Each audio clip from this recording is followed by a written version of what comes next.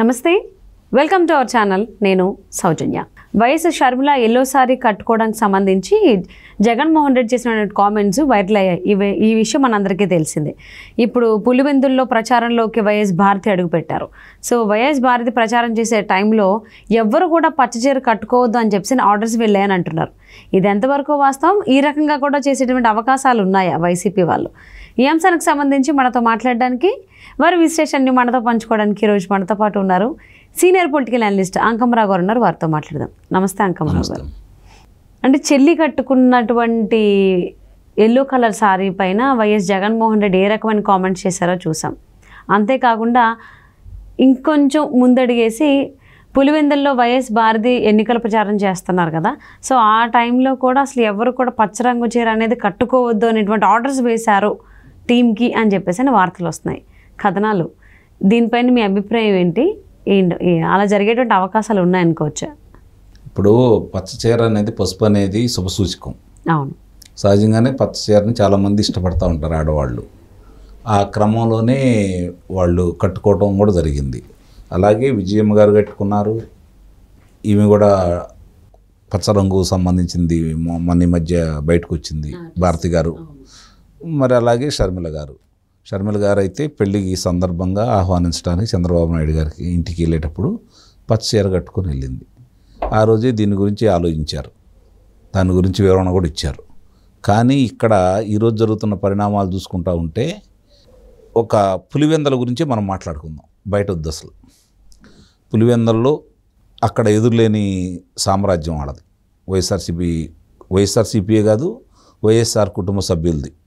ఎందుకంటే వాళ్ళకి ఇంతవరకు ఓటమి అనేది లేదు. రెండో వాళ్ళు రాలేదు.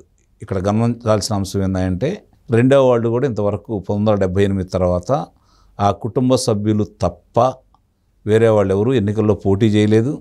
అంటే కాంగ్రెస్ పార్టీ నుంచి కావచ్చు, లేకపోతే ఇప్పుడు వైఎస్ఆర్సీపీ పార్టీ నుంచి కావచ్చు, వాళ్ళే గెలుచుకుంటూ వస్తున్నారు. వాళ్ళకి కంచుకోట. ఆ ప్రాంతంలో ఇప్పుడు ఈ పచ్చచీర వివాదం వచ్చింది కాబట్టి, పసుపు పచ్చచీర వివాదం వచ్చింది కాబట్టి దాంట్లో ఎన్నికల్లో ఈ ప్రచారంలో పాల్గొనే వాళ్ళు ఎవరు కూడా దాన్ని కట్టుకోవద్దని చెప్పని అంటున్నారు. కానీ అది ఏదో ప్రచారం కోసమో, లేకపోతే ఇప్పుడు జరుగుతున్నది మళ్ళీ రేపు పొద్దున ఇవన్నీ వాడు కట్టుకొని వస్తే ఇబ్బంది కదా అని చెప్పని ప్రచారం ఎక్కువని అయితే నేను భావిస్తాను. వాస్తవంగా వాళ్ళు దాన్ని అనుంటారని అయితే నేను అనుకోను. కాకపోతే ఏంటంటే అక్కడ పాల్గొనేవాడు కూడా పచ్చచీర అసలు ఎందుకు కట్టుకుంటారు? నిస్సందేహంగా కట్టుకోరు ఇవన్నీ జరిగిన తర్వాత. ఎందుకంటే వాళ్ళకి ఇచ్చే డబ్బులు కూడా ఇవ్వరు కదా. కాబట్టి వాళ్ళు కట్టుకుంటారని అయితే నేను భావించట్లా. కాదు, ఇక్కడ ఒక అంశాన్ని మాత్రం మనం జనాలకి తెలిసేటట్టు మాట్లాడుకోవాలి. అలాగే మనం కూడా దాని గురించి చర్చించుకోవాలి.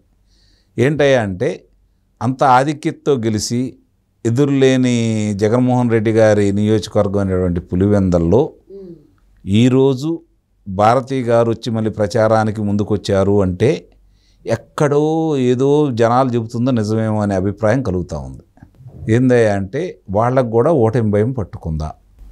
ఓకే, జగన్మోహన్ రెడ్డి గారు కూడా పులివెందల్లో ఓడిపోబోతున్నారా? అందుకే అలాగే అవినాష్ రెడ్డి గారు కడప లోక్సభ నియోజకవర్గం నుంచి ఓడిపోబోతున్నారా అనే అనుమానానికి ఊతమిచ్చేలా ఉన్నాయి ఇప్పుడు ఈ జరుగుతున్న పరిణామాలన్నీ. ఎందుకంటే ఏ రోజు కూడా బయటికి రాని వైఎస్ కుటుంబం సభ్యుల్ని ప్రశ్నించినటువంటి ప్రజలు ఈరోజు ఆయన పోయినసారి పర్యటనకు వచ్చిన సందర్భంగా మా గోడు ఎందుకు వినరు అని చెప్పని బజార్కి వచ్చి మాట్లాడిన సందర్భం కూడా చూసాం, మహిళలతో సహా. కాబట్టి మార్పు మొదలైందని చెప్పని భావిస్తూ ఉన్నారు. వీటన్నిటి కంటే కూడా 2019 మార్చి 15 జరిగిన ఉదంతం, అంటే వైఎస్ వివేకానంద రెడ్డి గారి హత్యకు సంబంధించిన ఉదంతం చిలికి గాలివానై ఈరోజు వాళ్ళు పత్రికల్లోనూ ప్రసార మాధ్యమాల్లోనూ ప్రచురించింది నిజం కాదని, కుటుంబ అంతర్గత వ్యవహారంలో జరిగిందనేది స్పష్టంగా అర్థమైపోయింది. అది దానికి ఎక్కువ మంది కూడా, లేకపోతే సిబిఐ వాళ్ళు పరిశోధనలో కూడా అవినాష్ రెడ్డి గారి పాత్ర ప్రముఖమని, భాస్కర్ రెడ్డి గారి పాత్ర ప్రముఖం అని చెప్పని వాళ్ళు పొందుపరచడం కూడా జరిగింది. అలాంటి పరిస్థితుల్లో ఇప్పుడు మళ్ళీ అవినాష్ రెడ్డి గారికి కడప లోక్సభ స్థానానికి ఇవ్వటం, ఆయన అమాయకుడని చెప్పని, మంచివాడని చెప్పని ఈయనే ఆయనకి ప్రశంసలు అందజేయటం, అట్లానే మాట్లాడటం, చెల్లెళ్ళ మీద ఇబ్బందికరమైన రీతిలో ఏ అన్నా మాట్లాడని రీతిలో ఆయన మాట్లాడటం అక్కడ ప్రజలను కొంచెం బాధించిన మాట మాత్రం వాస్తవం. ఈ పరిస్థితుల్లో వ్యతిరేక పవనాలు వీస్తున్నాయి కాబట్టి మళ్ళీ భారతి గారు దాని మీద దృష్టి పెట్టారని చెప్పని మనకు అందుతున్నటువంటి సమాచారం. ఓకే. ఇంకోటి ఏంటంటే ఈ 15 రోజుల్లోనే 2 సార్లు వెళ్ళారు పులివెందల జగన్మోహన్ రెడ్డి గారు. ఓకే. అంటే అది కూడా కొంచెం ఆలోచించుకోవాల్సిన విషయం. రాష్ట్రం మొత్తం పర్యటిస్తూనే అక్కడికి 2 సార్లు వెళ్ళిన తర్వాత ఎంతో కొంత వ్యతిరేకత మొదలైంది అంటే అది ఓటమి దిశగా వెళ్తుందనేది కొంచెం బలంగా వినిపిస్తున్నటువంటి మాట. దానికి కొంతమంది వీరాభిమానులు ఏమనుకుంటారంటే 90,000 లక్ష ఆధిక్యత వచ్చిన నియోజకవర్గంలో బాగా పోతే ఒక 20,000 30,000 తగ్గుతాయేమో, 50,000 పై మాట మళ్ళీ మేమే గెలుస్తామని చెప్పి వాళ్ళు భావిస్తున్నారు.